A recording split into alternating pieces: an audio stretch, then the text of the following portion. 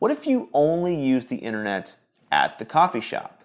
If you didn't have internet at home, would the savings that you got there actually compensate for what you're losing by going to the coffee shop? Well, let's look into it. As always, I've included a link to the spreadsheet in the description, so feel free to plug in your own numbers at home. Now on the spreadsheet, I'm going to put in $39.95 for our internet at home. Now that we have to add in some tax, but after that and the price of coffee, we're actually looking at the price of coffee plus internet being just under $58 a month. Whereas at Starbucks, we're spending less. We're only spending about $55. So we're actually saving $2 a month if we were to only use the internet at the coffee shop. Now, is this a lifestyle for you?